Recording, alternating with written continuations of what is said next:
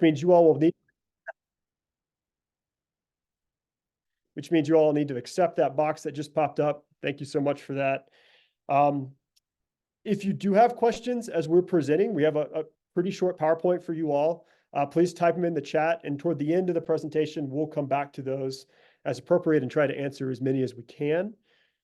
And then the last thing I'm going to say too is that we're talking about energy, we're talking about land and lots of acreages and big numbers. And so we're going to do our best to try to simplify the language and the acronyms that can often be a lot in this work. And we might not do a great job entirely, but if you all have questions, we're all of us who are about to introduce on this call are very happy to answer follow-up questions afterward or clarifying questions if need be. And so with all that said, I'd also really appreciate and really like to welcome our friends with the Nature Conservancy who are joining us on this call today, because they've done some really great and compelling work on analyzing the different alternatives of the plan that we're going to be looking at. And specifically on this call, I'd like to call out Justin Loika, who is the Energy Programs Director at the Nature Conservancy, Wyoming, who will be presenting a few different slides. And then actually, I think Monica Leininger also on the call. Hi, Monica. And Monica is the Director of External Affairs and Climate Policy for the Nature Conservancy, who I don't think will be presenting, but who will be there as a resource and a wonderful resource on this topic if there are questions. And last but not least, I just want to do a quick shout out. I don't think they were able to make the call. They might have been if I'm looking through everybody here, but WAC just hired and started 2 new employees this week. So big shout out to Sandy Whitehair, who is our new Tribal Conservation Director, 3rd day on the job. And then we have Tabitha Cruz, who's our new Administrative Assistant, also 3rd day on the job. And welcome to our first Conservation Cafeteria with WAC. So with that said, and the intro is kind of going there, Claire, if we could get the slides up, I think Megan Riley, who is our Wildlife Program Manager, will be kind of in charge of the slide deck for us. I think it looks like I need Claire to enable it for me, and then I can do it. Sorry, guys.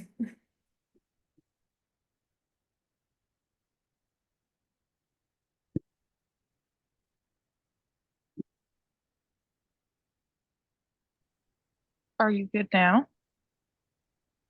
Yes, thank you. Thank you, Claire.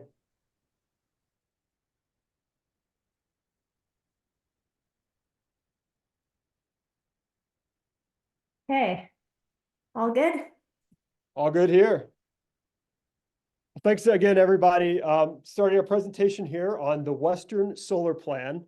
And again, this is the current plan that the Bureau of Land Management is looking at to actually expand expand an existing plan, a 2012 solar plan that covers where solar is being sited on public lands in 5 southern states. And it's actually expanding this plan potentially northward into 6 other states, including Wyoming, which is why we're talking about it and think it's so important. And I wanted to start out a bit actually with a very high level statistic that kind of inspires me a little bit and it kind of gives me some hope when we're thinking about some of the challenges right now we have around energy in general. And it's this, and I hope you all will keep it in the back of your head as we continue to move through these slides.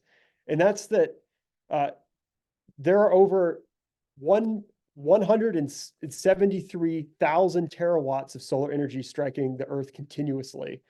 And in the biggest macro scale you can think of right now, that's more than 10,000 times the world energy use happening right now hitting the Earth. Just frame that for a little element of humility as we kind of move through some of these slides and talk more and provide some more information about the Western Solar Plan and what it is. So Megan, if you could advance the slide, thank you. And so a bit of a roadmap for the presentation that we have planned. I'm going to start out just kind of giving some big picture overview around solar development, why it's having a moment right now, some of the concerns that we have with it, and some of the reasons why we need to decarbonize and need to have renewable energy. We're going to talk a little bit about the Western Solar Plan alternatives that are out there to be commented on and that BLM is considering right now. And then hand it over to our friends at the Nature Conservancy, Justin Loika, to talk about some very Wyoming specific maps and considerations that we need to be thinking about as we're commenting on this and hope to generate robust public comment around. And then turning it over at the end to Megan Riley on our staff, who is our wildlife expert, to really talk about, what's at stake for Wyoming, and some of the lessons that we've learned from solar development already in this state. And then, of course, how to comment on the proposal in front of us. Get your Q&A at the end, and hopefully we have everything wrapped up by 1 o'clock. That's our goal, to get you all on your way. So, Megan, thank you. So just as a way of some high level background, I wanted to talk a little bit about why we're talking about solar right now, and some of the changes that we are anticipating seeing in the next 20 or 30 years. For those who haven't noticed or haven't been reading the media or haven't seen this, solar is having a bit of a moment right now. And there are a few reasons for that. There's a few reasons why we anticipate seeing a lot more solar development on private land, but also on public lands, which is what this plan, the Western Solar Plan, is really helping to guide where that goes, right?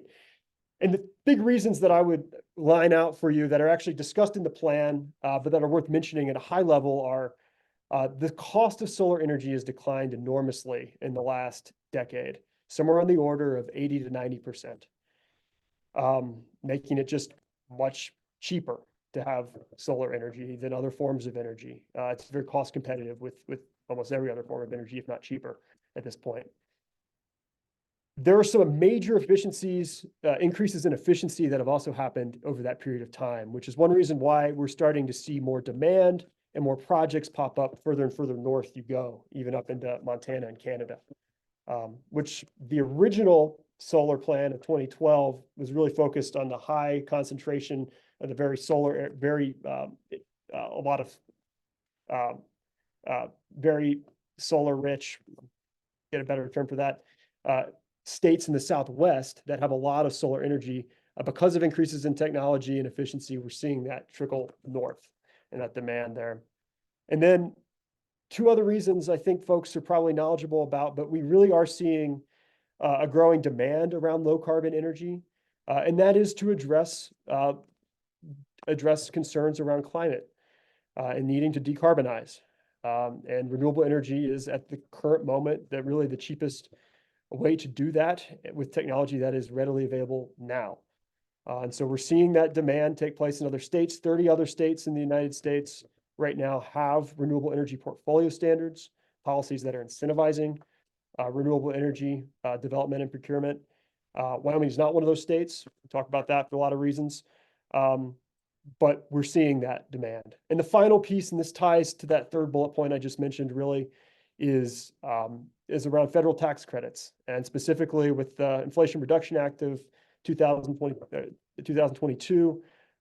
There are some significant tax credits out there for investors to be investing in renewable energy and solar in particular. So that combination of factors is really leading right now to what we think will be a growth in solar energy, and a growth in solar energy that will impact our public lands. And so we need to be really thoughtful about what that looks like, and we need to be getting ahead of this proactively to avoid conflicts that we see potentially occurring in the future. And we'll talk more about those with some of the presenters coming up. The last thing I'll say on this slide is that just to give you a sense of the scale here of the growth, currently in 2022, the solar capacity on BLM lands was roughly around 9.2 gigawatts. In 20 years, they're anticipating in the reasonably foreseeable development scenario, somewhere around 130 gigawatts of solar energy development. And so that's a 15-fold increase over the next 20 years. We are on the ramp up of what I think we would look at as is probably a very steep exponential curve. And we're in an energy transition. I think that's actually something that's very apparent right now if you're paying attention. And I would also just say, and I included this graphic, I hope folks get a kick out of it a bit, but we've been in positions like this before. Remember this transition going between horses and cars. It was an interesting time to be around in 1915, when Henry Ford had figured out the assembly model for vehicles, and all of a sudden they started becoming that technology that was being used, and it increased very quickly and rapidly. And it has brought its own source of challenges for sure, but we're at a point like that right now with renewable energy and solar in particular. And Megan, if you advance the slide, I can kind of hone that point in a little bit more. So this is the U.S. annual electric generating supply as of January 2024. And you can see the trend here kind of models what that graph in the previous slide looked like. Our current energy capacity, we have nuclear, which has held pretty darn steady. Coal has been declining. It's been a source of a lot of media attention here in Wyoming. It's an important development for Wyoming for a lot of reasons. Natural gas growing, but also plateauing as it grows. And then renewable energy here is on that curve, that exponential up curve. And if you break out renewable energy from the picture here on the left and look at the one on the right, you can really see what's driving that. It's wind and solar energy. And wind, obviously, although increasing, not at the same rate as solar is increasing currently. So just some perspective there in terms of what we're actually seeing in terms of generating capacity and looking a little bit too into the future, the end of this year, 2025. Megan, next slide. So this brings us to the Western Solar Plan that's before us right now. Again, this is an extension of a plan that's actually already taking place down in the southwesternmost 5 states. I want to be really clear and say that this plan does not approve any singular solar project. That's not the purpose here. The purpose of this whole effort is really to identify and hone in on where projects should be and should not be sited. And there are a lot of different criteria. We're going to talk about what some of those are that are helping to narrow in on where those appropriate sites are. There are 5 of those different alternatives that the Bureau of Land Management is considering for where solar can be leased. Each of those alternatives has resource exclusion areas. There are 21. We actually have them listed at the very end in the appendices of this presentation if folks want to look at those. But the different alternatives vary based upon some other factors, like the slope of the land the slope of the land, the distance from transmission, and then whether or not land has been previously disturbed or degraded. And it's really those last 3 ones that define the areas for where the alternatives could exist, or where solar applications could be could be leased. Alternative 3 is the BLM's preferred alternative. We'll show that in the next slide. But holding this slide here for just one more second, when you look at Wyoming and what the projections are in terms of development of solar energy on BLM lands in Wyoming, BLM is estimating that somewhere on the order of 30,000 acres roughly is what we're looking at by 2045. We'll talk a little bit more about what that means and help conceptualize what 30,000 acres looks like in future slides here. The last important piece on this, and Megan will circle back to it, is just that the comments are due relatively soon on April 18th. And we want to give you some more insight in terms of how to comment and what productive comments could look like to help shape a good plan for Wyoming. So Megan, next slide, please. Really quick, I really like this graphic actually that BLM has because it gives us a really sense of what we're talking about in terms of solar development and what they're thinking over the next 20 years. You can see here in these red bars, roughly, if you think of the BLM as having 162 million acres of land. In the different alternatives, you see 1, 2, 3, 4 here, 5 here. You can see how much would be available for potential solar leasing in the green bars below. And that varies depending on the alternative. And again, the alternatives get progressively more strenuous in terms of narrowing in where that siting would be.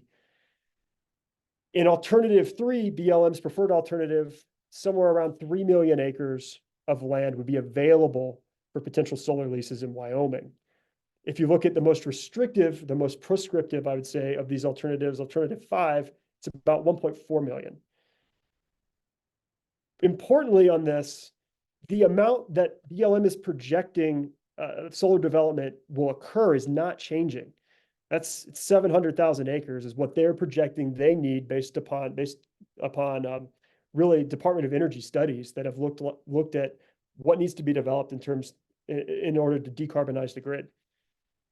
So that number is staying the same, but what is changing in these alternatives is just the amount of space that is actually available for potential applications.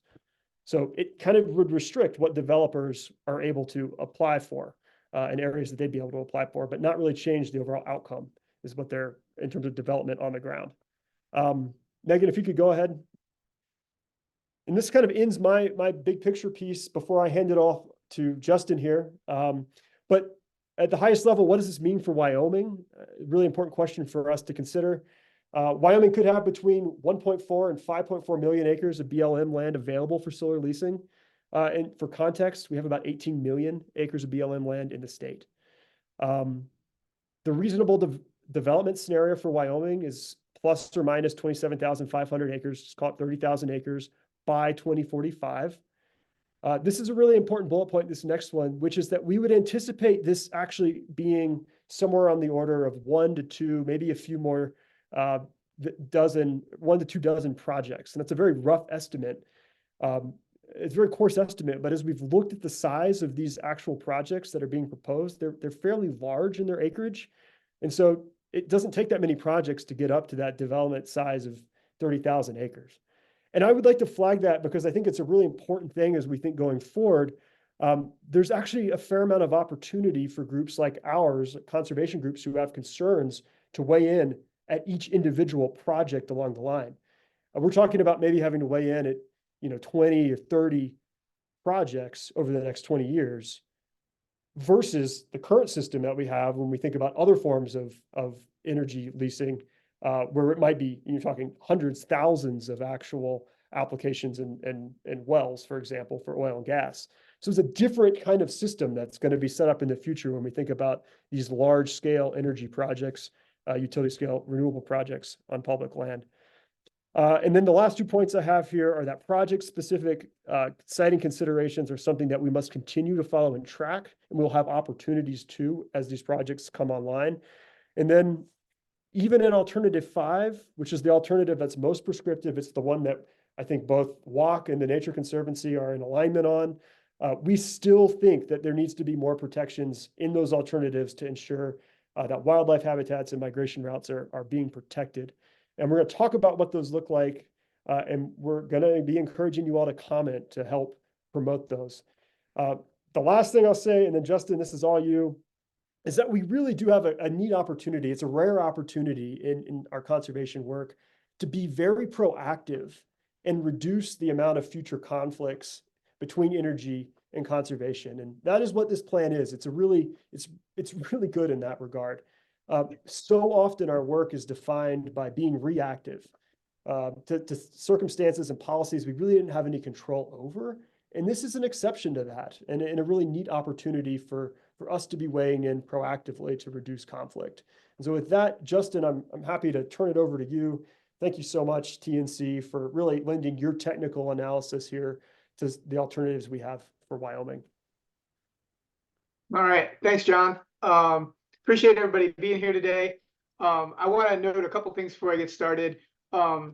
Number one, I'm going to run through a bunch of maps here, and they can be hard to see in terms of timing. I'm going to try to keep us on track, so it might be a little fast, but feel free to make a note of the slide that you want to go back to, and we can talk more about any of these maps towards the end. I also want to note that we're going to frame up the information we're going to communicate here today based on what you guys can comment on in the public comment period. So we have a lot of different things that we think about with this PEIS, but we're going to focus on a couple big ones here today, the most prominent concerns we have. And then the last piece is I want to hammer on that thing that John mentioned, which was the 30,000 acres that are predicted by the BLM to be asked for by the market in Wyoming in the next 20 years. I think it's really important to keep that number in perspective when we talk about millions of acres being open and available for application. It's important to remember that we are likely, very, very likely to see less than 50,000 acres on the landscape. BLM's predicting about 30,000 in the next 20 years affected. So when we say there's 3 million acres available under this alternative, that doesn't mean there's going to be 3 million acres of solar on the landscape. It just means that is the area available for application under these different alternatives. So with that, go ahead and advance the slide for me, Megan. Okay, so this is the first map we've got. It's a map of almost all of Wyoming because that's how my ArcGIS zooms, and I'm not an expert on that particular program. But we've got all the important parts here, and I wanted to show this slide because it has, or this map, because what I included in here was a lot of the high level, umbrella, landscape level conservation concerns that we had going into this PEIS process. And the layers that are showing on this map, in green, you've got the sage-grouse core areas, which I think most of you will be familiar with. That's areas that are protected by the state and through a very multidisciplinary or multi-agency process. These areas are protected from development for sage-grouse and sagebrush habitat. As well, in all the other colors, we have big game species, crucial winter range, and migration corridors. So that's elk, moose, mule deer, pronghorn, and bighorn sheep. We're going to focus mostly on the mule deer, pronghorn, and elk. But so you can see that's a lot of Wyoming. This is what we're concerned about. And we're going to talk more about these things as we go forward. But I also want to say that sage-grouse core area, we were really pleased to see how the BLM handled that. Those areas, the sage-grouse core areas, are broken out of each alternative so that there will be no solar, no availability for solar applications in those areas in the state of Wyoming under any of these alternatives, which is great. Unfortunately, that's not how it's going with the big game, and we're going to have to address that. And that's the reason that we're here today, to talk about this and direct your comments that direction. Next slide, please. Okay, so this is a similar map. You can see that all the big game layers are still on this page. And then I took off the sage-grouse core area because that's not important. We got that taken care of. The BLM is doing a good job there. So instead, the green layer on this map now is all of the areas in the state that would be available for application for solar development under the BLM's alternative 3, or the preferred alternative in the draft PEIS that the BLM released. So that's 3 million acres of the 18 or so that this BLM controls in the state. And I have circled here in red these different areas where there's a lot of conflict between crucial winter range, migration corridors, and the available areas that the BLM is proposing. And that's problematic for us because solar has a really high level of impact on the landscape. And as you're going to hear from Megan later, it can be really impactful to migrating animals and wintering animals. And we really don't think that's necessary in the state. I think it's really important to note that we feel unequivocally that there is enough room for 30,000 acres of solar development on public lands to be sited in a way that's not heavily impactful to wildlife and conservation resources in the state of Wyoming. We can address the levels of solar development that we need to address the worst effects of climate change in Wyoming, and we can do that while not impacting our conservation resources. And so we don't feel like there's a trade-off that needs to be made during this process. So we don't want to see any of this crucial winter range or migration corridors affected. Next slide. So this slide's a little simpler. And what you can see here is that I just took the conservation layers off, and you can see the areas in yellow are where the available areas overlap with crucial winter range and migration corridors. So we would prefer to see all of those areas in yellow taken out of the process and reduce that 3 million acres available under alternative 3 to about 2.25 if they were going to do alternative 3, which is not our preferred alternative, but it is the BLM's. So that is what that's our major ask. That's our largest picture ask. And that would still, you'll note, 2.25 million acres, a lot more than 30,000, plenty of room for developers to choose their best sites and find places that are not as impactful on the landscape. We're going to talk about alternative 5 next, so you can jump to that one, Megan. All right, same map as before, but the same areas are circled, and you can see there's a lot less green in these circles here. So we like alternative 5 a lot better. It's not perfect by any means, but it's definitely a lot less impactful. You'll see it's about half as much overlap with the crucial winter range and migration corridors, and it's also about half the size of alternative 3 in Wyoming. The areas made available are about half as large. So next slide. So when we look at that, again, you can see here it's 1.44 million or 1.4 million acres in alternative 5 available. We would reduce that by another 500,000 or so, a little under, to reduce impacts to crucial winter range immigration corridors. We think that's really important. We also think that's totally doable, Remember, 30,000 acres is all the BLM says they're likely to need. And we have done independent analyses that largely agree with that. So move on to the last slide, please. And so this is one final slide, and the map here shows ownership of the land in Wyoming. It's a little grainy, sorry about that. But the yellow, the bright yellow color there is BLM ownership of land. So you can see that 18 million acres across the state.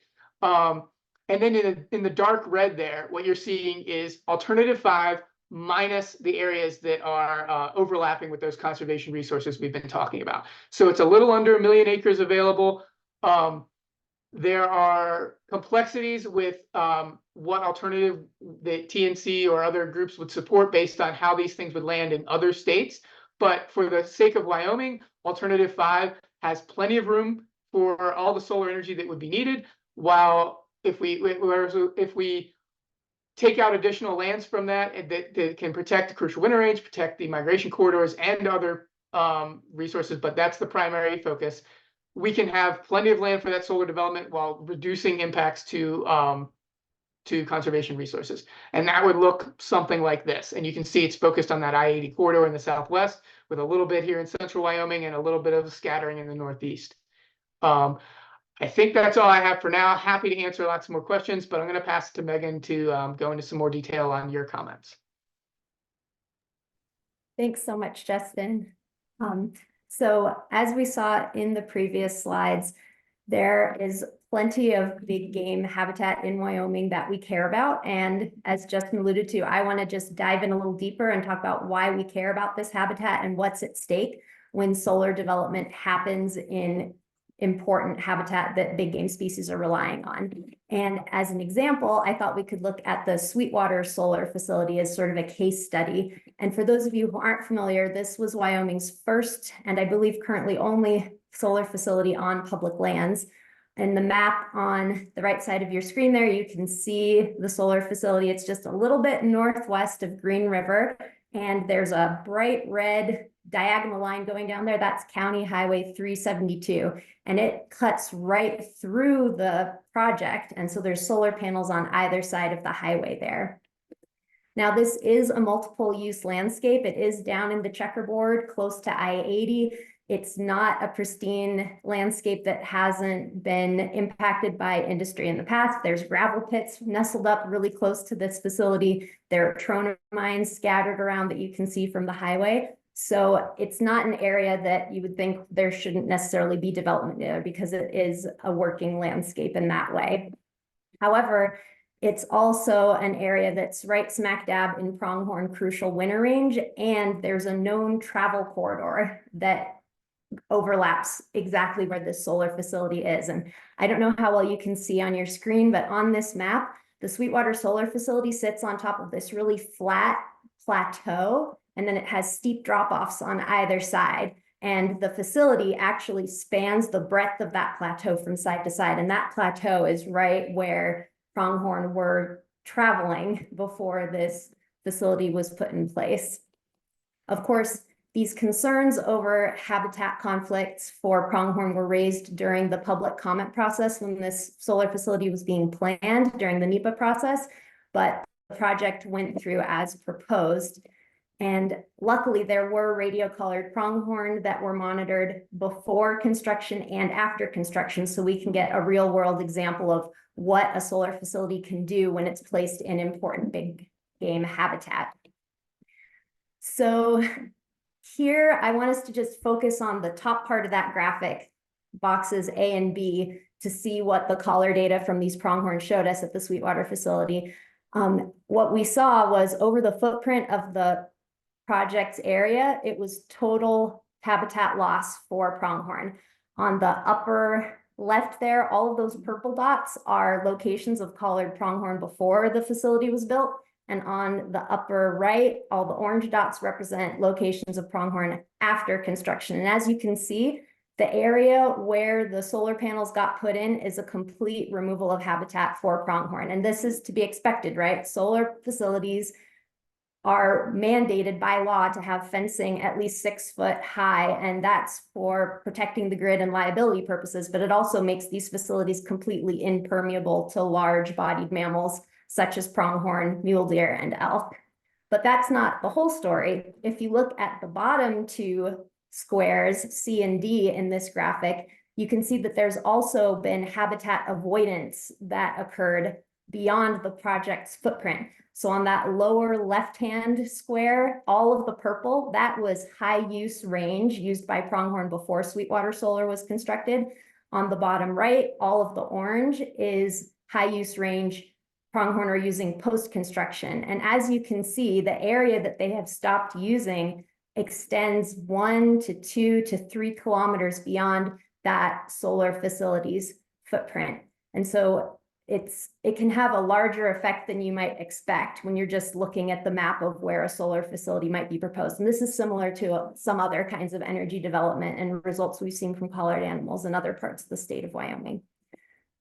So of course, this is a barrier to movement. The fact that it's fenced, it's impermeable. And because pronghorn were traveling down this plateau to access wintering grounds closer to I-80, having that solar facility there is a problem for them.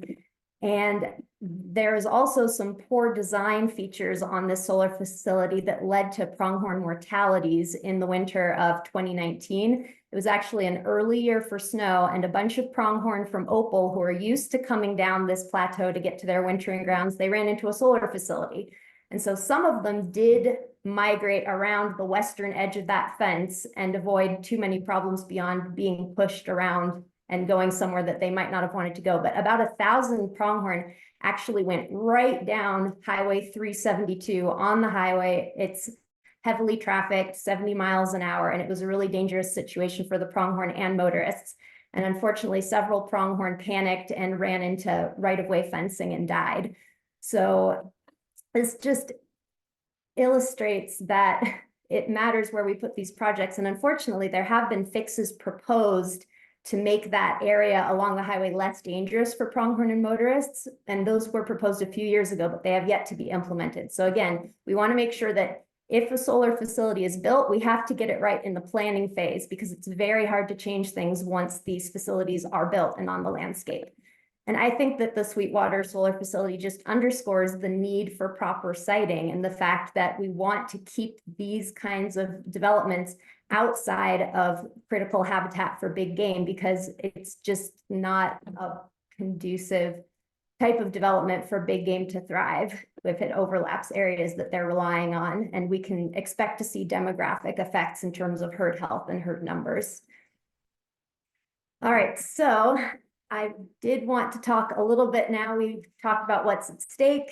John and Justin have given us a lot of good details too, so I wanted to talk up the importance of public comments. And I think we're all hoping that you'll take a moment to tell the BLM what you think works and what needs changing in the solar plan by that April 18th deadline. This really is the BLM's opportunity to establish broad ground rules for where solar is and is not appropriate on public lands, rather than fighting it out during NEPA on each individual project.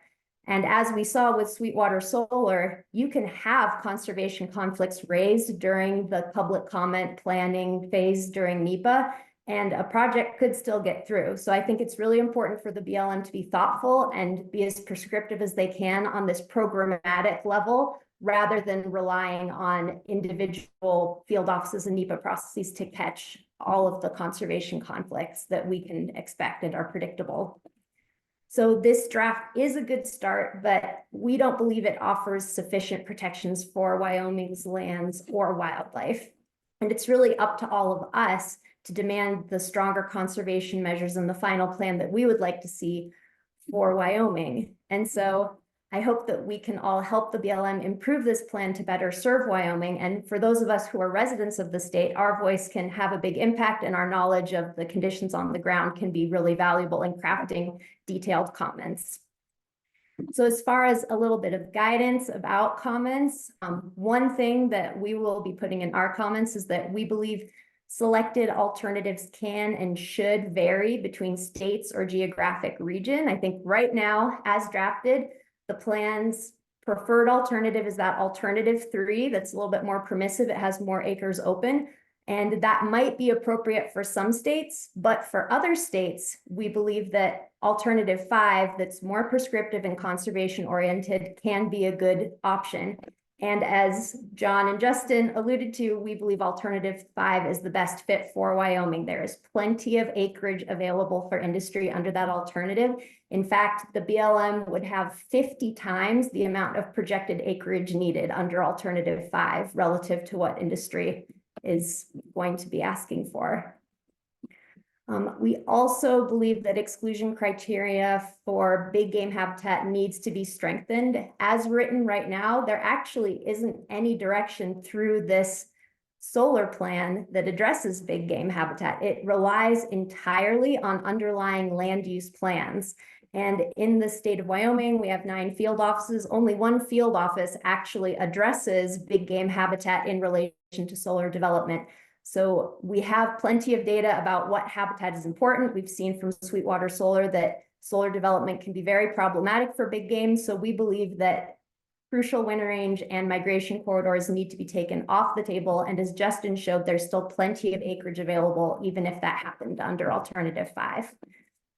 And finally, just want to make the point that relying on outdated land use plans to determine resource-based exclusion criteria is unacceptable. The fact of the matter is solar facilities can be built very quickly compared to other sorts of development on public lands. It can take a matter of months to a couple of years. Meanwhile, land use plans, resource management plans can take decades to revise, and many of the land use plans in existence now don't address solar and how that might impact resources, specifically because solar is in its ascendancy, and a lot of states haven't seen a lot of solar development. So BLM doesn't have a lot of management prescriptions baked into their existing land use plans. So we think that this programmatic plan that has a broader scope is the place to have some resource-based exclusions rather than relying on individual field offices. And then more generally, I think those of you who have listened to me talk about this before, you'll know this, but when you're commenting, be brief, be specific, and be polite. And then what's also really valuable is if you can share your personal connection to the landscape, sites, and species that matter most to you. In particular, if you can talk about how BLM's management actions around solar and siting solar facilities would affect you and how you use and enjoy the public lands that BLM manages in Wyoming. And that Wyoming perspective is great to bring to the table. As far as how to comment, you have a few options. You can visit the BLM website for e-planning and comment online. You can also submit a comment via email at solar@blm.gov.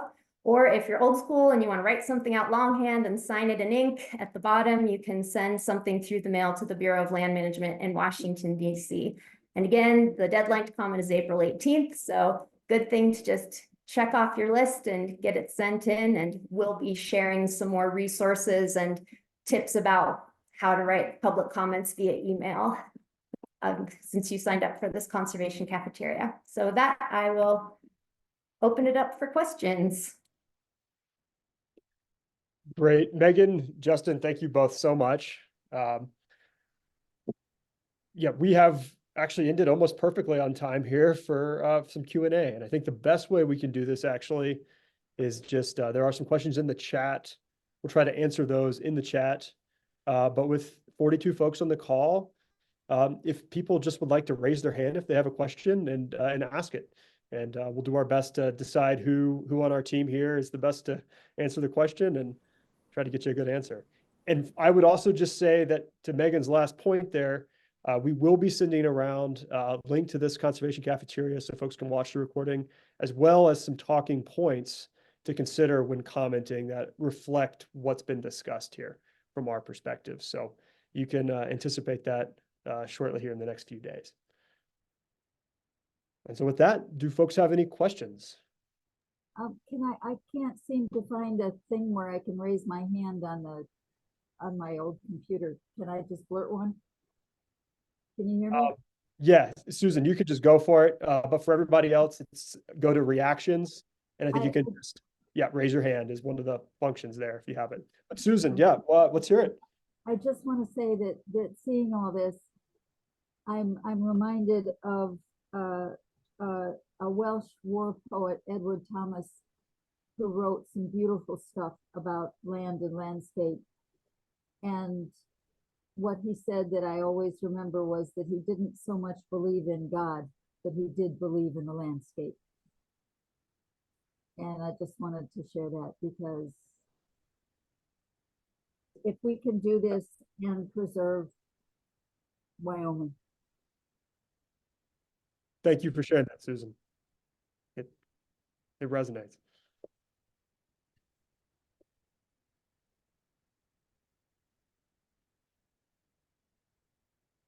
Let's see, Anne, you have a question here. Can you please show the slide again before the how to comment slide?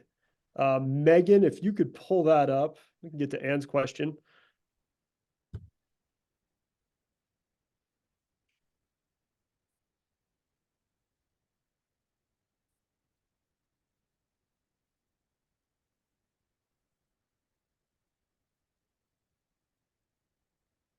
And while you're pulling that up, Megan, I see Keith Riddle has his hand up. Keith, love to hear from you. Yeah, hi. Thanks all for the presentation. I'm curious about the component of the alternative in the BLM, I guess option 5, where disturbed lands are to be avoided. That seems contrary to me to, like, for example, PNC's initiative around identifying lands impacted with, legacy industrial operations. Wouldn't lands that have invasive species, for example, be a better place to put solar panels? And you mentioned, a preference for that alternative. What's your thinking on the merits of avoiding lands with invasive species?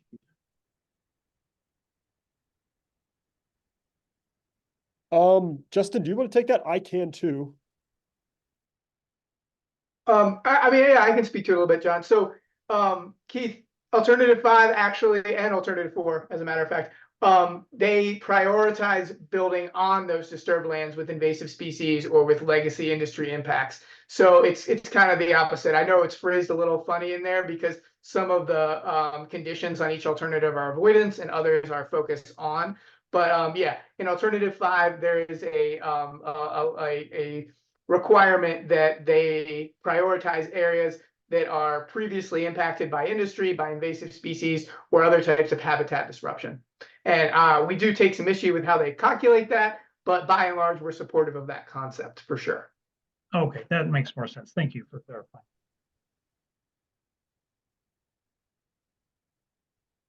Let's see, Anne, I think we have the how to slide up here, how to comment. Yeah, happy to take your question if you have one.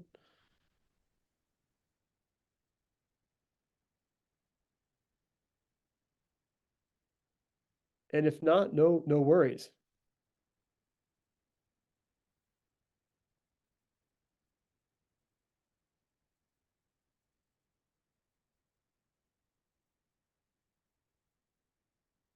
Not seeing any other hands fly up, but any other questions from folks? Hey, No?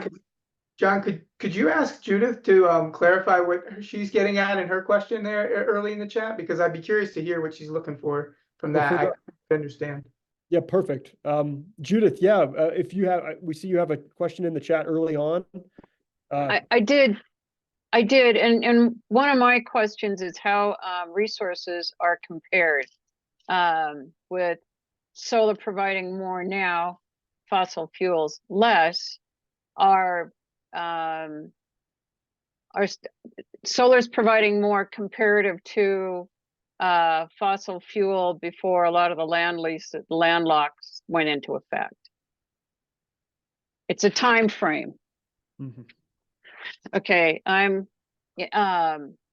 if there weren't as many, and maybe this is the wrong audience to ask it in, with some of the different land leases and land locks, I don't know if that has more to do with production of those materials as what you're looking for here with the corridors protecting the wildlife, which is necessary. So I might have asked it in the wrong environment. It's kind of like there's less apples now in the basket for fossil fuels and more for solar. So the outcome would be expected that solar would be increasing for utility. Does that John, make sense? I can take a shot here, John. And I'll fill in too if, yeah. Oh, go ahead, John. No worries. No, I think I don't know if I fully understand the gist of the question, but I do think I would point back to a lot of this is the anticipated growth in the future too. And it's not what we're seeing on the ground right now. In fact, right now, the entire BLM only has 9 gigawatts of, it's a tough, I'm trying to give a better comparison of what that is. A pretty small fraction of renewable energy and solar energy Correct. sited on public lands. The anticipation really is that is going to change over time for a lot of different reasons that I mentioned. And so in that way, a lot of this is looking forward down the line. Is that helpful at all? In kind of... It is because it looks like an anticipated goal, but I haven't seen some verbiage that says anticipation. You know, and there's so much different stuff out there, and it's like, oh, solar is increasing. Well, yeah, if you start at 0 and go up 1%, you know, that's an increase. But is it a comparative increase? You know, are we using the same scales? Does that make sense? Because solar is anticipated. And I live, you know, probably what you would call the Wyoming Hale Alley. So the solar farms have, there was one in Nebraska this last year that was destroyed. The whole thing was destroyed. It's rip up and redo the whole thing. So those are some of my questions. I mean, I want to preserve Wyoming. Absolutely. But I have some questions about some of the alternative energies and how they're presented going forward. So Judith, I'd love to jump in for a second, John. I think the graph you're referring to from early in the presentation shows US electricity mix. And when you see those percentages, I don't know if we can roll back to that or not. Yeah, it's not overall production of energy worldwide. And if you look at things that are a couple more slides up, if you look at tables and graphs that show overall energy production in the world, then you will see that there's still massively more energy produced through oil and gas and other forms like that. What you're seeing there on the left is US global generating capacity. And like even that is subject to how the capacity factor, how high that is on each of those different technologies, because natural gas's capacity factor is something like 60 or 70%, whereas wind is at 40 and solar is at 20% or so. So you're correct in that these graphs don't show all the exact same thing. However, I think the larger trend that we're seeing on that graph on the left, where wind, solar, other types of renewables are being slowly built out, coal is in decline and the coal plants are closing across the country and new ones aren't being built. Whereas natural gas, I think, you know, if we advance this a year, we might see a little uptick there too, because growing energy demand or electricity demand is requiring more natural gas as well. Okay. So and see, my issue is that it doesn't say anticipated. The way, if I were to just pick this up and look at it, renewables have outpaced coal. And my background was geology, okay, and I went into finance. So to me, it's like, oh, the renewables are there. It doesn't say annual generating capacity. It doesn't say this is the capacity. Well, my car has the capacity, I think, to go 120 miles an hour. I don't know. I've never taken it that far. You know, so the capacity for like a well to hold X amount of gallons, it's not, to me, it's misrepresentative of where we are. It doesn't say the goal. That's what I have a problem Judith, with. So I apologize. Capacity means that is deployed capacity. So it's how much energy can be produced from what's on the ground right now. So this graph on the left, where it has 2024, that is right. I'm sorry, you cut out. That Hello? is current. 2024. current So capacity. renewables have already exceeded coal and nuclear today in the United States. Correct. Yeah. In And terms of Judy, electricity. these are good questions. We'd be really happy to follow up to I after this. think so. I think Once- so, because I have more questions. I worked with hydro dams and other things. So Great. yeah, we'll take it offline. Take it off. And then I also see that Ed has a question as well. So we'll make sure we get time for those who do have them. Sure. Ed, I love your question. Yeah, I think I'm on now. I had a little bit of trouble finding the buttons on this, the way it's set up. Part of the answer to Judith's question came out of what happened in Houston, and I was going to ask you about that, but it didn't seem like it worked into this plan. I don't know if you're familiar with what happened in Houston a week ago, but they had a hailstorm with baseball-sized hail and had a gigantic solar farm reduced basically to rubble. The thing is, the panels are still working and they're still generating. They're just generating at a much lower level. And one of the answers to how to protect it is putting a wire mesh over the panels, which stops the hailstones from impacting on the panels. And I don't know if this is actually in part of the plan or not, because that seems like that's kind of a different element to consider.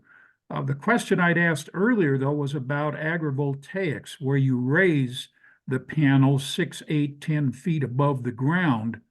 And I guess part of the answer that came back is all these facilities are surrounded by 6-foot fences, which means that animals that could pass under that couldn't. But these lands could still be made available for grazing if the panels were raised and this were part of the plan. And I'd like to get more thoughts on that. Yeah, definitely back east, there's a lot of agriculture happening under solar panels. And I think that there could be room in this plan to try to make sure that there's requirements about the height of the panels being adequately raised for grazing to occur. And then as far as the fencing, there are some proposals to allow smaller mammals to get through fencing, like instead of chain link fence, have gaps that are wide enough for tortoises or badgers to fit through. But definitely for big game, there's no way to make the fencing big enough for big game to get in and out without and still meet the requirements for liability and whatnot of like maintaining grid security. And there are some concerns too, if you have a little gap in the fence, is that big enough for a pronghorn fawn to fit through, but not an adult, and then it's trapped in there. So yeah, the fencing is one of the biggest problems, but you're right. I think raising the solar panels higher off the ground could be beneficial for grazing, or even, sage grouse can still fly over a fence, and they have actually gone inside the Sweetwater solar facility and used forage in there. So yeah, I think anything we can do to make the solar panels more accommodating for agriculture or wildlife is a good thing. Yep, and I just acknowledged Justin just put in the chat a nice resource on this, or a nice update, just that 2 solar farms proposed on private land in Wyoming have raised panels for grazing. Ed, on private lands. I wanted to actually draw attention here, and I mean, we have about 3 more minutes or so, but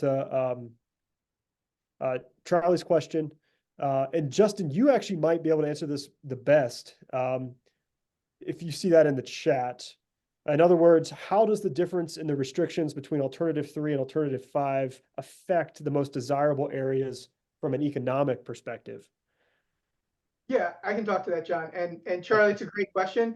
Both of them are, so let's just say alternative 3 and alternative 5 have more than 30,000 acres worth of land that is in the highest tier of accessibility and economic viability for solar. So neither one should be restrictive. Certainly alternative 5 has less of those lands that we would say are ideal for solar energy development than alternative 5, but that's okay. Or man, I'm confusing that a little bit. Sorry. Alternative 5 has less of those lands than alternative 3, but that's because when you layer in the conservation resources, then we want to say that some of these lands aren't appropriate because they're high value habitat. But there is plenty of land in either alternative to serve the needs of the energy markets and the electricity grid in Wyoming. and build all the solar the market is going to require without impacting those important conservation resources in the state of Wyoming. Thanks. And Yep. Charlie, I'll also add to that, that the trend we've sort of seen in Wyoming is a lot of developers are more interested in working with private landowners to develop their projects to avoid sort of the backlog of NEPA and, you know, long and complicated federal processes. Thanks. We might have time for one more here. Someone has one, and if not, we all get out a little bit early. Not seeing anyone jumping at it. I have a question, but it's about something else. Well, Susan, maybe we can follow up. I know we have an email thread going, actually. We can follow up after this call, would be great. Thanks. Wonderful. Well, thank you, everybody. Hopefully this has been informative. We'll have more information coming out about this. There is a really important opportunity to get ahead of a lot of the conflict that we could see with renewable energy and conservation over the next 20 years in Wyoming, and this is it. So we really would encourage you all to submit comments, and we'll be suggesting some ways and some talking points for what those look like based on this. And we really appreciate your time. Thank you all for being here. Thank you, TNC, for being here and sharing your knowledge and just expertise on this and the maps. And Megan, thank you just for your wildlife expertise and really the deep dive into Sweetwater Solar. It's a really significant project for the state. And with that, we'll say thank you and goodbye. Take care, everybody.